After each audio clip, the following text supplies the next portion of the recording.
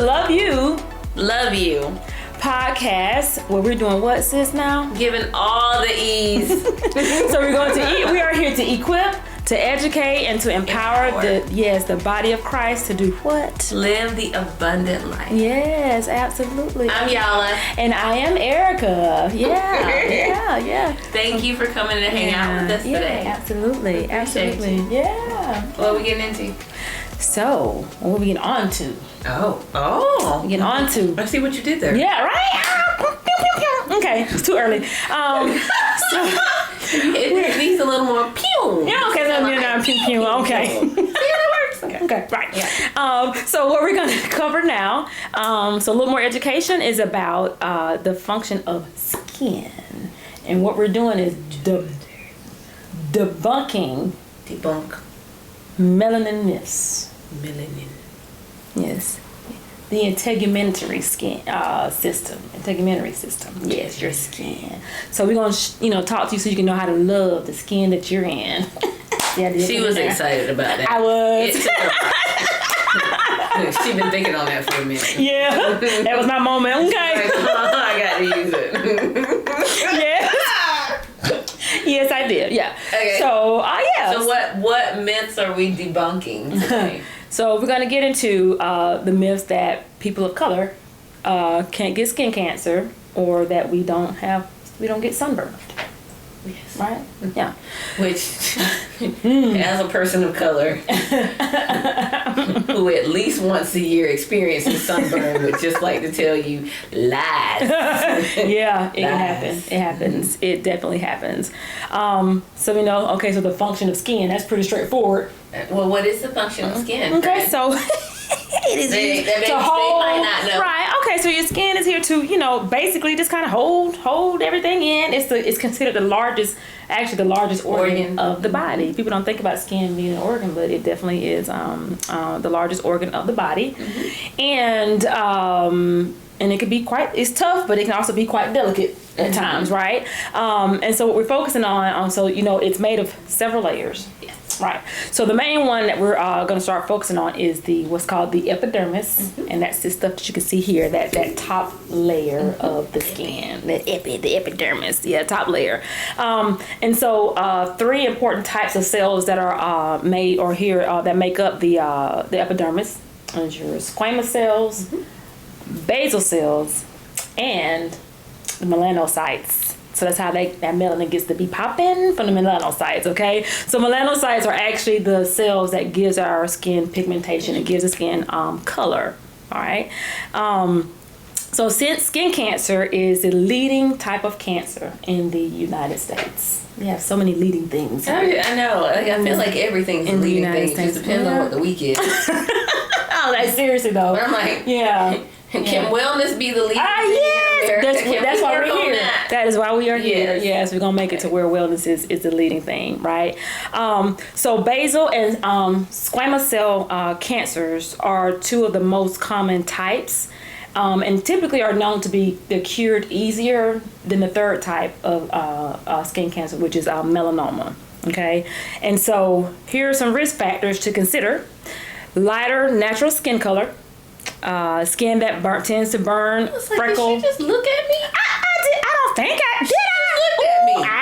She just looked at me. Friend, I didn't even know I did that. The way I My feel bad. away. Don't feel away because I mean, subconscious. That means you think those thoughts when we're not together. Well, you have a lot of hue. I mean, what you want me to say about it? Okay, sorry. What I was saying, lighter natural skin color. I didn't know I looked at you. Skin that burns or freckles or reds very easily in the sun. I got all the side eye. Right. If you have blue or green eyes, blonde or red hair. That's my mom. Right. So in cultures, you can have, and I'm not going to touch that, but large number of moles or a family history of skin cancer, or as you get older, you typically can you're more predisposed to developing skin cancers, right? Mm-hmm. And so a lot of people thinking with the things I just delineated there, like how is that debunking the melanin myths? But it's getting back to our main point that people of color absolutely can get skin cancer. And absolutely, burn. and can experience sunburn. So yeah, I know I like my little stats, my little specifics here. So African American and Asian Americans are more likely to actually have squamous cell carcinoma, and then in our culture or in our community, we can actually squamous cell can be deadly to us too. For one reason, that because it's typically found later, so it's always typically the whole. You gotta go to the doctor. Yeah, but you get to go with information. So, right, so you're equipped. That's being equipped, absolutely. Yeah. So less likely to receive an early diagnosis, and it's not easily detected in people who have darker skin, right? And the interesting about squamous cell carcinoma, skin cancer, is that it's not so much related to being exposed to the sun. So you can find those lesions or those the lesions from squamous cell are usually in covered areas like your legs and your bottom, kind of in your private parts. So a lot of times if you need to get a hand mirror, like to do a really good assessment of your skin. Oh, well, I'll talk about you got to look at it. Don't forget it now. Don't forget whatever point. Go ahead and make it, friend, because we know how that works. I love you, though. I've been attacked twice. I'm just saying, but we are both of us with the memory. Come on now. Okay. Well, the point was, if you if you have a nail technician, or if you have a massage therapist, or people that work on your body, and so they see areas that maybe you can't see. For them to for you now having this information to say, hey, can you also be looking, just check. And typically, like MTs typically are going to tell you, and my nail tech is, she's real good about being like, so that ain't right. What is that? What you doing? But for them to help you to be proactive. Right, Because they're going to see if they're massaging you, they're going to see something you can't, because you can't see your back unless right. And your hairdressers, because they're all back up in your neck, your barber. Yeah, so absolutely. Get your people involved. Yeah, that's a good point. That's a really, I'm glad you brought that on in, because. You're welcome. She's worried I was going to forget. But you did, we did. Okay, moving on. All right. So the next thing is, basal cell carcinoma. So Hispanics, don't make you still give me the side. I see you. Hispanics. I was thinking about my dimple. Chinese and Japanese people are more likely to have basal cell carcinoma. And this one definitely is more strongly related to increased sun exposure. Okay. Right? So it's slow growing, and it's also less likely to spread, and typically will show up, as you just saying, on the head and neck. So those cultures, those are kind of the things that specifically fit for you, what you kind of want to look out for. Okay. And then, so the third cancer, which is it's the big daddy, is actually less common, but boy, it can really wreak havoc though, right? And so melanoma, like I said, is less common but more deadly. 52% of African Americans and 26% of Hispanics don't discover the condition until it actually has spread. 56%. Yeah. That's huge. Yeah, it is more than half. Yes. More than half the people when they're diagnosed with it don't find it until it's spread. Ladies and gentlemen. Yeah. And that's what you call malignant melanoma. And actually, that's what Bob Marley died of at age 36. He had malignant melanoma, right? So it's definitely, it tends to spread very easily, so you have an increased risk of death. And another thing too is because it's typically found later, and I told the story in service about, I had a patient who, she was actually her own advocate. She noticed a spot that just wasn't looking right, and that provider at that time, from what she tells me, really wasn't too concerned, and she actually went to go see a dermatologist and had to have part of her foot amputated because it actually ended up being melanoma. And she was darker skinned, but she had melanoma. So it definitely can happen. And people who are at risk for, or if you have a first degree family member, so like your sibling, your parent or a child of your own, you have 50% more likely of chance of developing melanoma. Like that's Jay's dad had skin cancer when he was somewhere between 13 and 15 years old. Really? Yes. Wow. Yes. Oh, wow.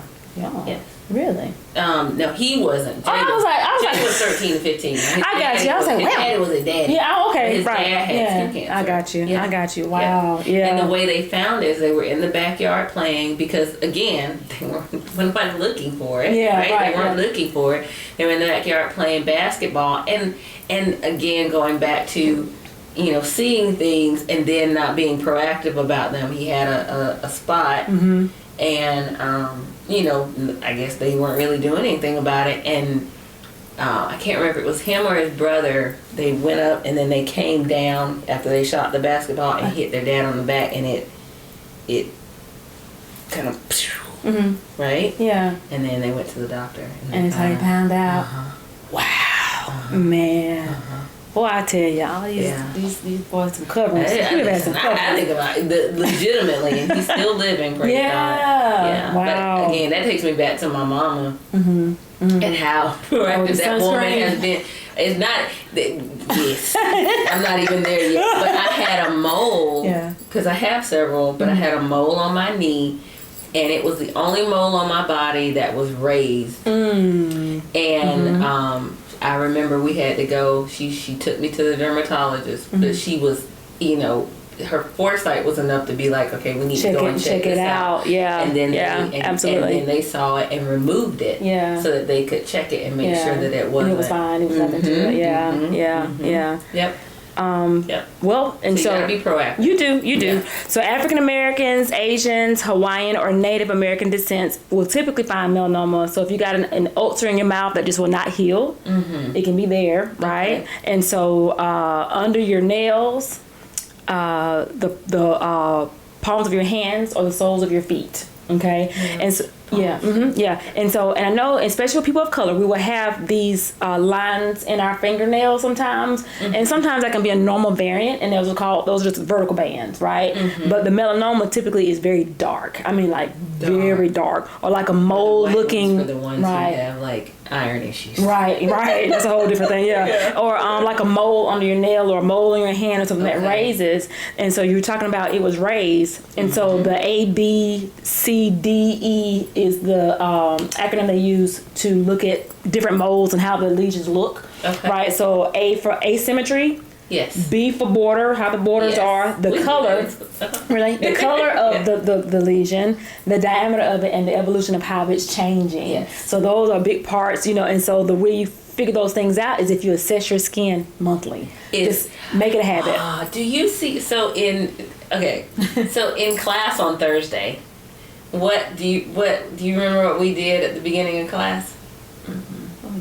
Oh, and then their homework was to go home and stand in front of the mirror naked for 60 seconds and look, because most people don't take the time to just and my purpose really honestly wasn't even what you would be able to assess health-wise of yourself, but just how we have a tendency not to look at ourselves. Right. But I mean, what an awesome opportunity to be able to, as you're looking, be able to check some things out, because most people don't. We just go, all right, good, brush, all right, any snot, okay, good, no eye boogers, okay, and you know, do the things, and then we get out. Right. And it really does look like being intentional. Yeah, and just knowing your body, you'll be the first one to recognize when something is different. Right. So look, take up, the first Sunday of every month. If you pay attention, yes. And don't just blow stuff off. You know what I'm saying? So I'm like, oh, it's gonna get better. It's no big deal. It's something I say for a couple weeks or at least 30 days that it persists and it's just kind of hanging out.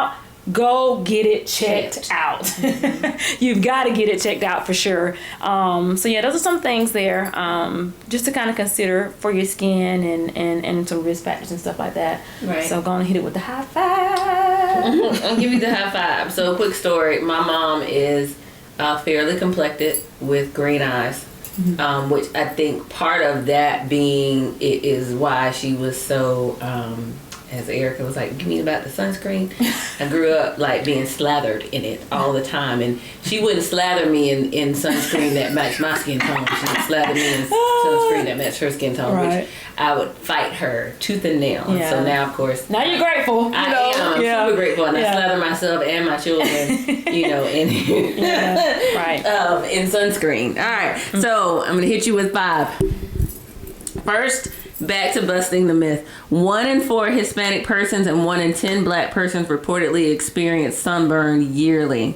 Black and brown populations assume they have a lower risk of skin cancer or sunburn due to having darker skin, both of which are not true. Things to know: broad spectrum sunscreens protect against UVA and UVB rays. SPF stands for sun protection factor and is a measure of how well a sunscreen will protect the skin from UVB rays. Okay, UV, so these are just things so that you know when you go to the store to purchase your sunscreen. UV stands for ultraviolet rays. There are 2 types that can damage the DNA in your skin cells. UVB rays, those are the ones that are cancer causing. Okay, they contribute to skin cancer. UVA, those are the ones that potentially. Yeah, let's hit it with all the words that the government makes us say. The UVA rays, those are the ones that cause skin damage, wrinkles, right? They make the skin age. All right. So here's your high five. Ding, ding, ding, ding. 1, wear a broad spectrum sunscreen. So I've got 2 sunscreens sitting back here, but I was like, we're not being sponsored yet, so I'm not going to show those. All right, bet. So I love the transparency. Okay. when you sponsor us, we will show you your... All right. You want to wear a broad spectrum sunscreen, so that means it's going to cover the UVA and the UVB rays. All right. It should be 30 SPF 30 or higher. Here's the deal though. They say basically after 50 it really doesn't, it's not going to make that much more difference exponentially. But what it can create is because the way humans behave, like I don't know about anybody else, like, you know, you get your conditioner for your hair, or say, you know, you're washing dishes and you're using the what's the first thing you think? If it says put 2 tablespoons, which that's the most absurd thing to me, 2 tablespoons I'm gonna load it up. conditioner. Mind you, I've cut my hair, but like my hair used to be down here. You want me to put 2 tablespoons on that? Like really? If I I'm just saying, if I put more, clearly it's gotta work better, right? Lies. It's gonna do conditioning. Yeah, that's more condition. My hair gonna be better. Oh my God, and the dishes gonna be cleaner. Right. Yeah. Right. Okay. Not so. It actually, when people get the higher SPFs, unless they're super light complected, after they get the higher SPFs, the tendency is for them to be like, oh well, it's higher, I can stay out here longer. It's doing more, and then it creates more damage because you're just out there longer, right? So you want to apply your sunscreen every 2 hours. And if you are sweating or swimming, every hour. Okay? You want to follow the shadow rule. If your shadow is shorter than you, then the sun rays are at their highest or strongest, and you should take shade if it's possible. Okay? All right. Cover your head and neck. So she talked about the cultures that the ethnicities that have more issues around their head and neck. Cover your head and neck and ears by wearing a hat. You want to wear something over you, and you want to ensure your sunglasses. So I know everybody's out here buying, they want the sunglasses to be cute. Oh my God, I got the whoever's and the whatnots, right? If the whoever's and whatnots do not have 99 to 100% UV absorption for eye protection, they are useless. And it really don't matter if they're the whatever's and the whatnots. Okay? All right, bet. Limit your time in the sun between the hours of 10 a.m. and 4 p.m. because the rays are at their most intense. And I recognize that there's a large population that has to work outside. You just want to be super diligent about ensuring that you should put it in your pocket or in your backpack, whatever. You want to make sure that you have your sunscreen on you so that you can reapply. Everybody carries their telephone. They don't carry anything else, right? So set a timer so that you can reapply your sunscreen. All right. And number 5, check any medications that you may be taking that will make your skin, that will increase your skin sensitivity to the sun. So some of those things are antibiotics, anti-inflammatories, antifungals, blood pressure medicine, and chemotherapy. Okay? It really, really matters. I have a friend, and and they're outside a good bit because they coach. And I was like, dude, like you need to put on sunscreen. And the response was, well, I wear long sleeves, which that's great. Because one of the others, and here's your bonus, is definitely you want to wear darker clothing, which that was so odd to me because, growing up, it's not like wear light things because it reflects. Right. But you want to wear darker clothing that has that's tightly woven because it's harder for the rays to get through that, right? Instead of the lighter things. But here's the thing. You still got to put sunscreen on underneath that. Yes, you right? do. Especially if you know you're going to be out for an extended period of time. It matters. Like, it's kind of to me like, it's kind of to me like, if you're driving your car, which my kids, get at me, but I am growing and improving and getting better daily. And it needs gasoline. And you wait for it to get... I know my car. I know I can get from here to there. Because that's not 13 miles. And then if I wake up in the morning, it'll take me 3 miles to get to the gas station. So we're good. Right? Yeah. But you're running the risk that, maybe there's something in the system that might be a little bit off. And so maybe you only have 2 gallons, like 2 miles instead of 13. If you know that there are ways to prevent your system, and I keep saying that because that's what we live inside, these tents. If you know that there are ways that you can prevent them from deteriorating faster, from being diseased, and you choose not to, it's kind of like riding around with no gasoline. When you have a debit when your account is full of cash to go and purchase it, right? Like, you have everything that you need to go and do it, and yet you choose not to. Take care of you. Yeah. Take care of you. Yeah. Take care of you.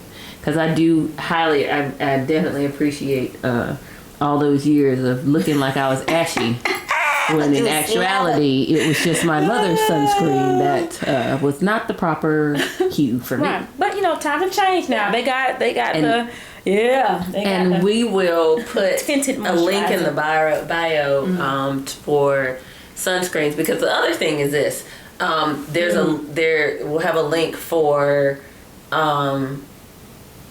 products that or ingredients that you need to steer clear of, because it kind of makes no sense to be trying to protect yourself one way and then you be slamming. I'm gonna slather this poison on because it's gonna and you do absorb it. It goes internally. It literally does, because this is an organ. It does. But I will have a list there so that you can be, again, there is no, the Bible says my people perish for lack of knowledge, but see, here in the 21st century, there's so much of it, and I think the perishing looks more like application. They perish for lack of understanding and application more than they do access to knowledge, because the knowledge is here and it's right for you can find legitimately anything you want. Google it. So we'll have a link for that, so you can look out for the things that your sunscreens and other beauty products or skincare products shouldn't have in them, and then a link specific for some sunscreens that are good for melanated skin. Tinted moisturizers and sunscreen. Yes. I want to say all the things, but it's only until you start sponsoring us that I will say anything.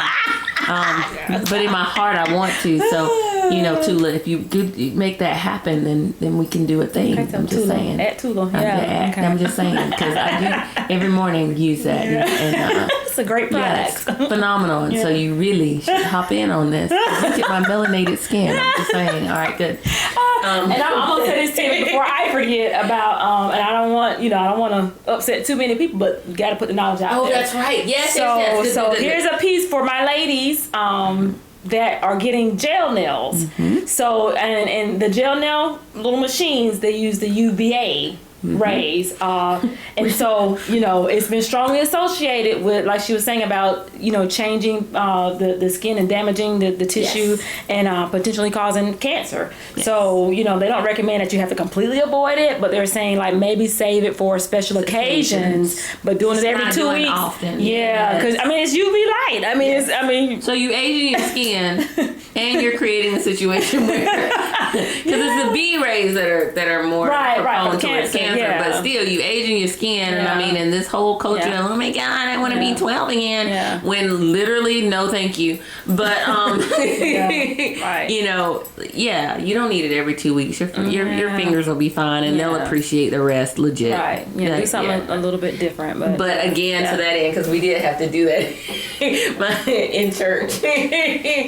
But I give my nail tech all the props because there was something on my toe, and she was like, that don't look right. She's like, that kid sat there for 10 minutes telling me all the things, right? But I appreciate the fact that she was looking.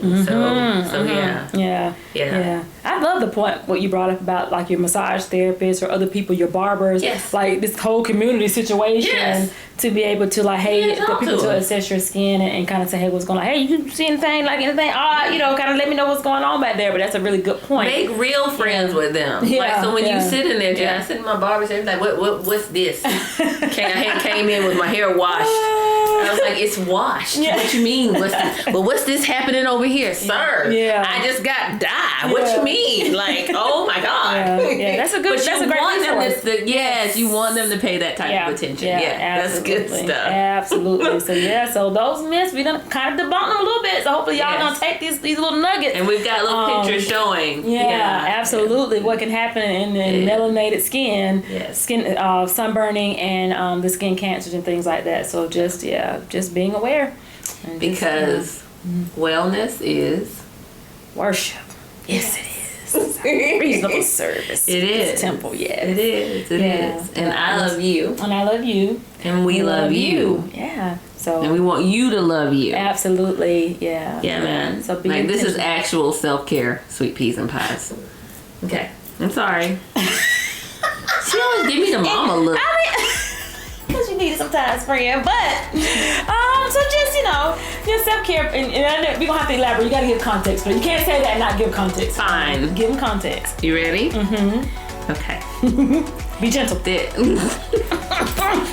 There's a difference between self-care and, what is it called? When you are just getting your, God almighty Lord, what is the name of that word? Right out, it was on the tip of my tongue. It did. There's a difference between self-care and kind of just how we, taking a bath. That's just, you gotta take a bath, right? So taking a bath, washing your hair, brushing your teeth, getting your hair done, having somebody take care of that, those are things that are supposed to be done. Whatever the word is, we'll find it and they'll stick it in the chat box because I can't remember, right? But self-care looks like intentional interactions that create a situation of wholeness for your mind, your body, and your spirit. They create change. They don't cover it. They don't just put a band-aid on things. They don't make you, I just feel good for a second. But they make you uncomfortable so that you can feel better for a lifetime. Right. And there you go. See, that was good content. You did good. It was very gentle. Yes. We love you guys. We are so grateful for y'all joining us, and hopefully y'all will continue to come hang out with us on the Love You podcast. Subscribe, share. Absolutely. Legitimately. Share it there and then use your mouthpiece.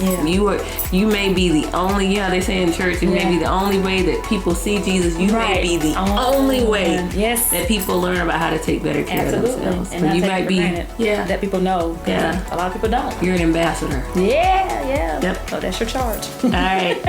Love you guys. Bye. Okay. Man.